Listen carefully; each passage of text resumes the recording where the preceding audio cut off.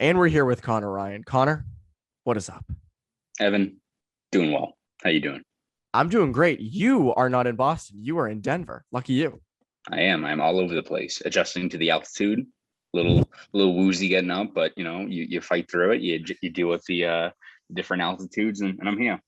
How does it feel to be in the city of a really good hockey team that drafts well? How's that feel? Feels lovely, Evan. It feels great.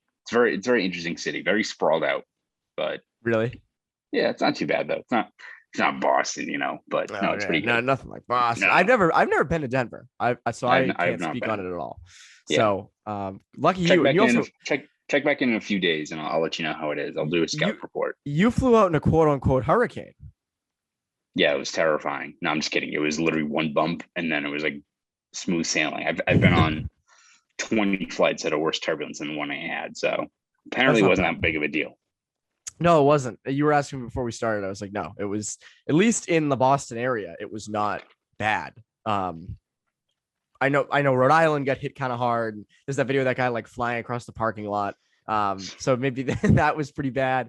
But around here, there was none of that. I didn't see any people flying through the streets or anything of that sort. So today we are going to project the opening night lineup.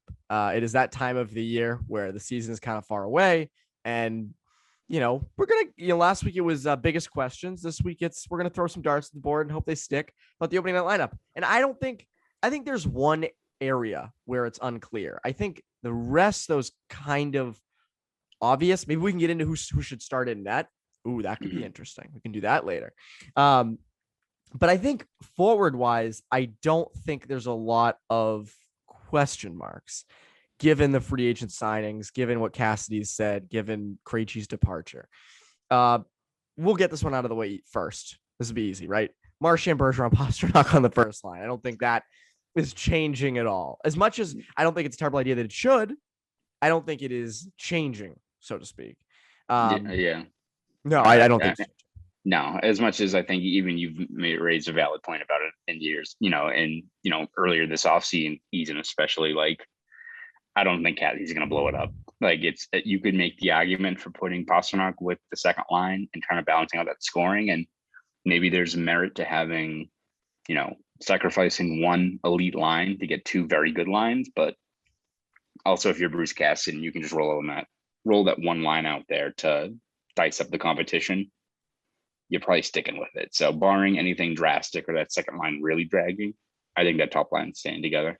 Also, I don't think there was any chance that it was breaking up before the season. I think that would be a move that would be done mid game in like Mhm. December when Right. the team is struggling and the offense is kind of dried up. And Cassidy's like, I just want to see if this sticks. Because he's always been someone who has stuck with that first line, and a lot of times rightfully so. I mean, that first line does damage most of the time. It just comes down to what's behind them, and that's what we're gonna get into now. Second line. Um, what do you think the second line will be? I mean, I think it's going to be Hall, Krejci, Smith. I mean, not Krejci. Did I say that? Wow. Oh, Mm. oh, No, there it I'm kidding. I'm is. kidding. It's not happening. It's not happening until that would be February, if that. But I still don't think it's happening. But being realistic, I'm going to say Hall, Coyle, Smith. Um, I just think you look at the way that line's set up. People talk about Jack Stanika being a potential fit there, but I just think if you're looking to max out that line, and it remains to be seen if Coyle's the best fit, but in terms of the first guy up, it's going to be a guy in Coyle who you're hoping he's healthy. He's coming off of knee surgery. You hope that, I think you look at the situation they have there in the second line, and if Taylor Hall is more or less the new Krejci in that, even though he's a winger, I think we've seen multiple times that with his speed, his transition game, he can kind of make, grade A chances out of nothing as well. So if you have him kind of be the main driver of that line, and you have Coyle there who's hopefully healthy, Smith who's a great complement as being a good two-way guy, I could see the production, being there if they have that second line in place. It all is going to depend on how well they kind of mesh together. I think it's going to be more chemistry than outright talent because I think talent's going to be there. If they may not be, you're not going to see as many highlight reel setups as David Krejci when he was there. But I think when you look at if Taylor Hall plays the way he did last year, if Charlie Coyle's healthy, if Smith's there, they can be a productive line. Are they going to be as good as last year? Probably not. But if we end the year and let's say, it's a full 82 game season and guys stay healthy and Hall gives you, 25 goals, 65 points. If Coyle can get you 50 points, if Smith's a 20 goal guy, then works out pretty well. Like that's balanced scoring. And if hopefully you have those guys in place and the rest of the lineup pans out, you at least have a balanced scoring attack. Is it going to be, is Charlie Coyle going to have 70 plus points? Probably not. But I think you look at the talent around him and whether it's hoping he rebounds, individually, or the fact that I think you're just loading him with more talent around him. It's not like last year where it was insert ineffective winger here next to Coyle. Like he wasn't great last year, but also wasn't like he had a whole lot of help either, right? So I think it's going to be Coyle at 2C and then see kind of where it goes from there until David Krejci comes back, which just like talking about, but I still don't think it's going to happen. We're going to keep saying it, and we're just going to keep keeping it in the conversation. By the way, congrats to Charlie Coyle. Engaged. Yes. He's an engaged man now. Maybe you'll be engaged, even more engaged next season in the scoring attack, or maybe he won't be. Maybe he'll be too busy doing cake testings and those things that Chris Wagner was talking about. So maybe it's he could be disengaged from the game because he's too busy planning a wedding. You never know. Part of the gig, though. You gotta roll with it. Got to multitask. But yes, congratulations to him on the big life moment. That seems like so far down the road for me, but I'm 22, so who knows? 22. Jeez. I know. I should have a wife and 4 kids at this point. I mean, come on, I'm so behind. Anyways, Charlie Coyle is to me, yeah, that second line makes sense. I don't see it changing, at least to start. I mean, like what I feel like that is your best bet to start the season with. It's kind of like the whole. It resembles the Cam Newton, Mac Jones argument in a sense, except the Bruins don't really have a Mac Jones to the Cam Newton. I guess Cam Newton could be Charlie Coyle could be Cam Newton, but I don't think the Bruins have anyone that could step in there and be like an immediate upgrade over Charlie Coyle. Studnicka's a fun idea, but he has to prove it, right? Like again, we've talked all about his skill and how the appeal with Studnicka is that he probably has the highest offensive ceiling if he pans out, right? If like we've seen in spurts what he can do, and we've heard about him putting on a lot of healthy weight this offseason and working out really great, which is great. It's encouraging, but we also have to see it in a game setting, right? We need to see him dominate some shifts in preseason games and fight for it because it's going to be another uphill climb for him. I don't think he's going to get a 2C or a 3C job right out of camp. And it's probably going to be starting on the wing again, which he's probably not most comfortable with, but that's going to be how he carves out a spot in the lineup. So maybe he eventually breaks through, but I don't think it's going to be at the start of the year. That's for sure. Speaking of working out, this just reminded me. Monday morning, I had a nice workout in the morning. No sick brag. I was at the gym Monday morning. What were you doing, listeners? Not at the gym. Anyways, I was at the gym Monday morning, and midway through the workout, they turn all the TVs off. Everyone starts to leave, and I'm like, "What's going on?" A pipe burst in the women's locker room, and they had to just close the gym for the day. And I'm like, I'm like, come on, mid-workout? Are you kidding? How am I supposed to make my gains with a Z? What the hell? You should have just been doing it during the podcast. Just start lifting during. I should have my legs going like on the bike underneath the desk. That I got to start doing that, I guess. But yeah, you're right. I don't think Studnicka's ready for second line minutes. And I given the rest of this lineup, I don't know where he fits. Like I have no idea where he would fit in this whole thing, which leads to another conversation of like that should be a trade piece. Studnicka should absolutely be on the trade block if the lineup stands like this. I don't know where he fits. I mean, again, maybe a depth piece, but I don't know exactly where he fits. Third line, to me, DeBrusk is your left wing right now. I don't see him getting traded before the start of the season. Maybe a deadline move, but I not before the season. And again, why do you want to trade him at his lowest trade value? What would be the point of that? Erik Haula down the middle seems like the guy, and Nick Foligno on the right. And again, Nick Foligno could be a guy who sees time at center. Like that could absolutely change. But I think to start, that's probably the route they're going to go. Yeah, I think so. I think both Foligno and Haula can, play on the wing, play down the middle, but I think Haula is probably a better fit for right now.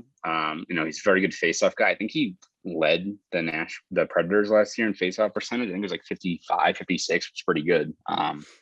So I think he's definitely down the middle. Then Foligno is probably the one who's probably the most out of position there. But I think when you look at guys, I think you look at where to best maximize that line. And I think Foligno, even though he may not be a right winger, he's still in a spot where you can still produce at that area. If you put Jake DeBrusk at right wing, Yeah. I think you're playing with fire, right? I think at this point, knowing kind of the ups and downs that he's dealt with, the safest thing to do is to just put him at left wing, have him comfortable, and hopefully he produces. Because I think, as intriguing as that third line is, I think with two veteran guys and DeBrusk, if you really need to get that line going and be effective, I think you need to have Jake DeBrusk back to the level he was, not even in 2018-19, where he almost scored 30 goals, but just a guy who's a lock in a full season and score 20 goals. Like, you need a finisher on that line. And I think you have to have DeBrusk there in his usual spot on the left side and generating chances, not only to get that line going, but if you are moving him, you also just need to recoup his trade value, right?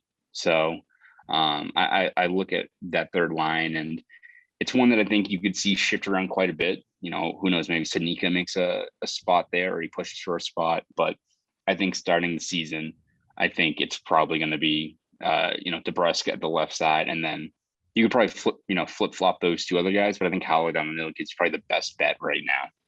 So this kind of enforces the whole idea I talked about early in the offseason, was maybe this team, obviously, and you mentioned a little bit at the start, doesn't have that punch in the second line, but they have way more scoring depth. And that's what's going to kind of carry them throughout the season and keep them afloat, is they can actually expect every single line after that first line to produce, to really actually produce. I mean, you got really no production from the third line last year, as well as the fourth line. I think this year it's going to be completely and totally different. When it comes to line 4, there seems like there's a lot of candidates for it.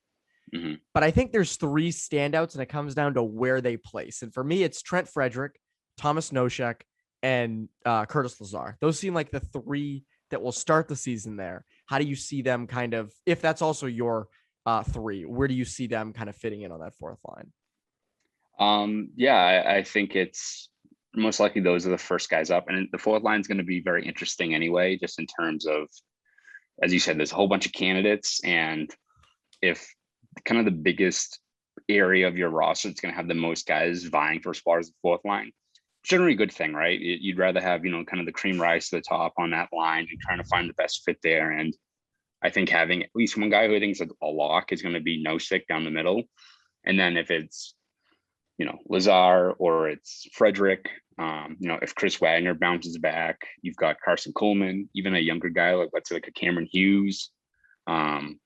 I think having that be the main area of competition is going to be fascinating, and it's good to kind of get fresh blood in that fourth line that's kind of labored a little bit the last couple of years. So, but I would definitely say probably Nosek, and then probably I'd say Lazar is the second closest bet, and then after that it's probably Frederic. But I think they need to see what you have in Frederic. You talked about Frederic's game for a while now, and as great as he is in terms of willing to, fight for his teammates, to, get under the skin of the competition, you can only do it so much, right? You can't keep on doing that and only have, one goal or not making any offensive impact. And again, I think we've said, it's not like you need Frederic to be a 30-point top flight fourth line guy. If he ends the year 82 games with 8 goals and 7 assists, hell yeah, take it, right? And I'm very interested to see Frederic down the middle at some point. I know Nosek. I know Nosek is probably going to start the season down the middle. I would love to see Frederic, though, get time this year down the middle, because I do want to see what they have in him as a center. How is he with draws? How is he playing a more, two-way game? How is he with that? So I'm interested to see if they ever put him there as a center to see if he's effective. Because as you said, we've talked about Frederic at length about what he can bring. And sort of what he can do. And yeah, you're right. The odd man out's Wagner. I wonder, if Chris Wagner can fight for his spot back in training camp, if he can kind of go back to the production that he was a few years ago. Because again, he's making real money. Like, that's not money that you just want dead, sitting in your salary cap. So I am interested to see if he can battle back for that, the right wing spot on that fourth line. Moving on to the defense, where I think there is real debate about where people fit, because I think aside from McAvoy and Carlo as right D1 and right D2, I don't know if you, and maybe Clifton is right D3, because who else? Like, who else Unless on it's that right like side? Lyle. I Yeah, think the only guy you would see who would compete is Lyle in that spot, but I would imagine Clifton is the inside track to open camp. exactly. So that seems like to me the right side is set. So it comes down to the left side. Now, some have said Derek Forbort and I believe it was either Sweeney or Cassidy mentioned Forbort could see time with McAvoy to begin the season. I don't love that. I don't. I don't know if that holds. I'm interested to see if that holds McAvoy back in a sense offensively. I'm curious what you think the D pairings should end up becoming. Yeah, I still think even with, and I think probably the optics of a McAvoy Grizzly pairing have been, taking a hit a little bit because they struggled, I think, in that Islanders series. And are they the optimal top pair in terms of just like the personnel and what they bring? Maybe not. Maybe you'd like to have a guy who's a little bit bigger there, but I think it's tough to ignore the numbers when they're out there together and how well they play. Like I could see a situation where maybe it depends on the matchup. Like if let's say you're going up against a heavy forechecking team like the Islanders, maybe you switch out and it's Forbort and you sacrifice a little bit of that production by keeping Forbort with McAvoy and Grizzlies further down the lineup. But I think over the span of a full 82 game season, I think in terms of maximizing the talent of that decor that is talented, but I also think you need to rely quite a bit on that top pair to do quite a bit. I think you're better served keeping Grizzly and McAvoy together. It's just, it's. I think you put most guys with Charlie McAvoy, you're probably gonna have a pretty good pairing. Like look at him and Lozon last year. I think you put most guys with him, you're gonna do pretty well.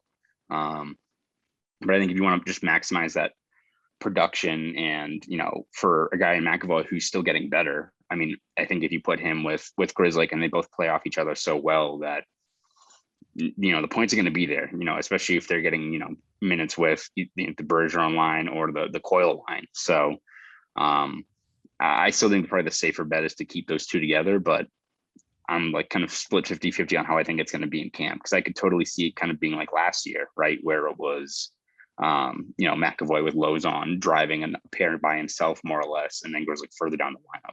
Yeah, I forgot about that. Lozon opened camp and opened the season with McAvoy on that top pairing. You're right, though, in the sense that I think those two should stay together in Grizzly and McAvoy. But I think given what happened last year, especially in that Islanders series, and given that they need to be bigger on D, I wouldn't be surprised to see Forbort open with McAvoy. I do think it's situation based, though. I think there's situations where Forbort and McAvoy should be on the ice, especially late close game D zone draws. And there are times when Grizzly and McAvoy should be on the ice together, which to me feels like most of the time, unless it's a hard forechecking team. But I think Grizzly should be McAvoy's most consistent partner. But again, I think you're right to say I think that's going to change throughout the season. I don't think even in game, I think they could easily switch with the constant on that line being McAvoy. I am very interested to see Forbort though in that shutdown role, whether it be on the third pairing with Clifton, whether it be on the first pairing with McAvoy. I am excited to see how he sort of fits in this. I mean, can he actually live up to making $3 million a year, which I believe is more than he's made ever, if I'm not mistaken. So again, you're kind of placing a bet on Forbort, and no, that's not a segue to bet online. We don't do that on this podcast. We do that in the intro. Second pairing feels like it's going to be Riley Carlo. I think that's, they're paying Riley that kind of money. That feels like what it's going to be. Interested to see Mike Riley in a full season because he was productive as hell in the end of the regular season. So I'm interested to see how he fares, where he fits on the power play. Is he I also wonder, I just mentioned the power play. I wonder how they use the D on the power play, because Krejci was one of your defensemen on the power play. He's gone now. Is Grizzly still manning the first unit? Is McAvoy up there? Do they put Mike Riley? Who does the second unit? I'm just curious what you think will end up happening with that. I mean, I think you just look at. So, are you talking about for which pair is? I mean, so the first pair, for instance, right? The first pairing on the power play was before it was Krejci and Grizzly. That was at least how they ended the season. Krejci is gone, at least for now. Yeah, he just got introduced actually in that check, and I don't know if you saw the tweet. He got introduced with the it's chicken. A little bit of a rooster is a little bit different than the spoked B, but the spoked R. Yeah, but in terms of power play, yeah, I mean, I wouldn't be surprised if I give more of a look for McAvoy in that spot. Well, Here's the thing. I think McAvoy has a lot of untapped potential there. Has the numbers been there to support that? Probably not. But you look at the way his games continue to evolve, especially in the offensive zone. I think he's a good fit there. I'm sure Grizzlick will get a lot of reps too. But also, if you're Bruins, I wonder if you're also somewhat worried about putting McAvoy in the PP1 unit because it's probably gonna be a lot of points that way. He's also due for a pretty hefty pay raise next year. So Can't be having but that. no.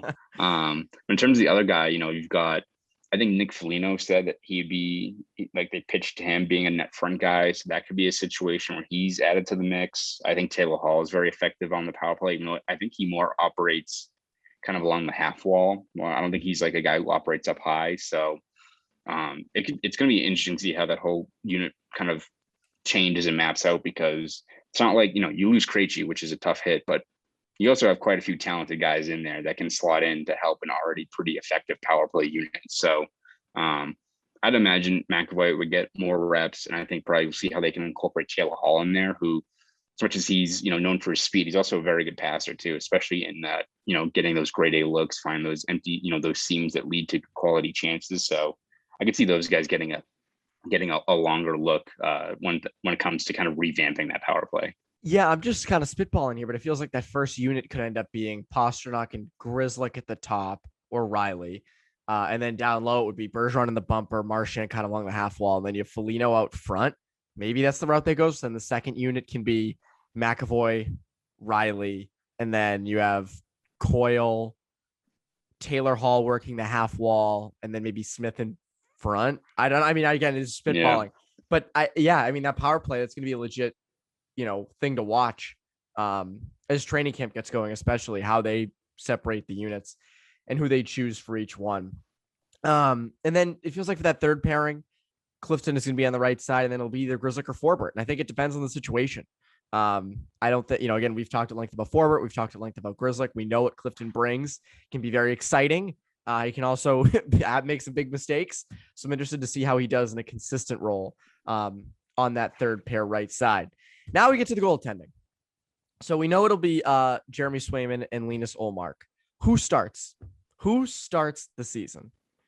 I think Ullmark gets the first look, but I also don't think it's set in stone that it's, veteran 1A, Swayman the rookie, 1B. I think Cassidy more or less talked about that in our last Zoom call with him, where it's a situation where they're kind of leaving it open. And if Swayman is the same guy that they saw last year, which again, I think we've talked about this 10 times on this podcast of it's good to be, pragmatic and realistic about his production this year. And it's, unfair to him to expect he's going to have a 9.3 save percentage this season, unless he's winning like the Calder, if not the Vezina. Right. So yeah, it's the Vezina winning numbers. Yes. But if he is as locked in as he was last year, then he's got a viable shot for that 1A job. And it's a good problem to have if you're the Bruins. So I think it's good. They're kind of keeping it in an open competition. I still imagine if you're paying Ullmark that kind of money that he gets first dibs. If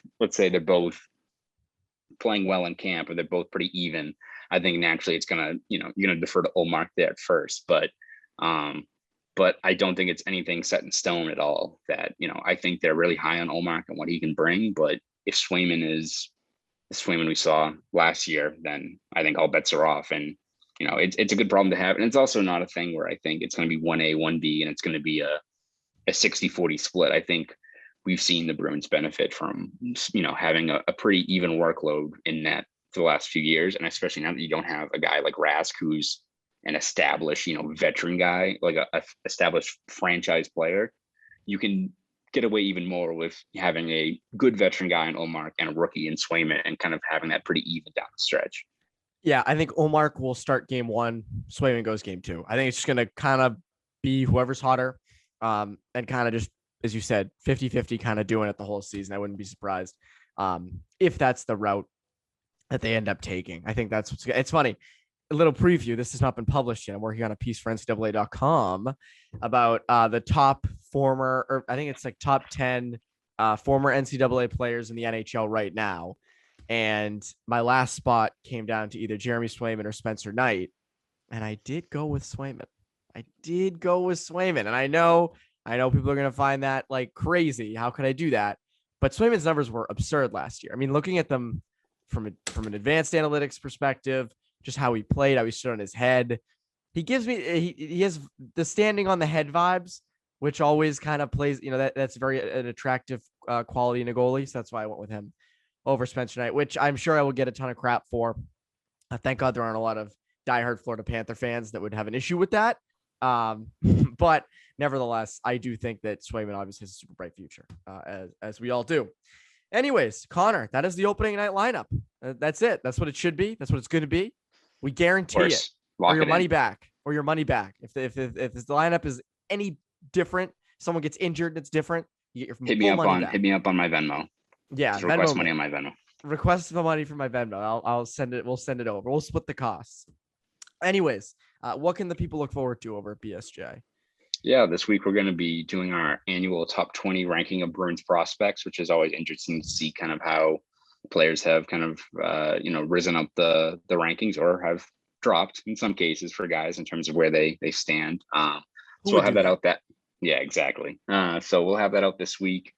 Plenty of other stuff. I think next week we're going to start looking at some other lineup possibilities, stuff we talked about today, like where Derek Forward's best fits, whether what kind of player Omar could be for this team. So we'll look at all that stuff in the coming weeks over at BSJ. So subscribe to BostonSportsJournal.com, and if you want to follow me on Twitter, you can do that at ConnorRyan_93. Go do all that for CLNS Media. I'm Evan Marinovsky. You have been listening to Bruins Beat, and you have a great rest of your week.